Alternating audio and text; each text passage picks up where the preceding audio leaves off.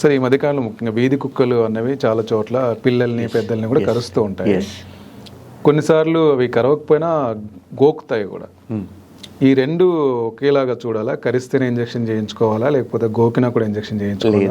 అసలు చేయించుకోకపోయినా పర్లేదా? ఇది చాలా యాప్ క్వశ్చన్. చాలా మంది ఇప్పుడు మొన్న మధ్యలో అనేది మనం వింటుంటాం. Yes exactly. సో మొన్న మధ్యలోనే వన్ వీక్ కింద ఒక మనిషి కరిచాడు అంటే ఒక మనిషి వచ్చాడు ఓపీకి. సో మనుషులు కరిచినా, కుక్కలు కరిచినా, కోతులు కరిచినా ఈ రేబీస్ వ్యాక్సిన్ అనేది ఖచ్చితంగా తీసుకోవాల్సిందే. ఈ మధ్యలో ఇంకొక ఎస్ అండి ఎగ్జాక్ట్లీ. అండ్ లాస్ట్ వీక్ ఇంకొక అమ్మాయి వచ్చింది, వాళ్ళ ఇంట్లోనే పెట్ డాగ్ అంట, దానికి వ్యాక్సినేషన్ అన్ని ఇచ్చారు, అది వచ్చి కరిచింది అని చెప్పేసి. తో వ్యాక్సినేటెడ్ వ్యాక్సిన్ అన్నది తీసుకోవాలి. రీసెర్చ్ చెప్తుంది అయితే మన లిటరేచర్లో డాక్యుమెంట్ అయిన స్టడీస్ అన్నిటి ప్రకారం కరిచింది, irrespective of whether that dog is vaccinated or not, vaccine అన్నది తీసుకోవాలి.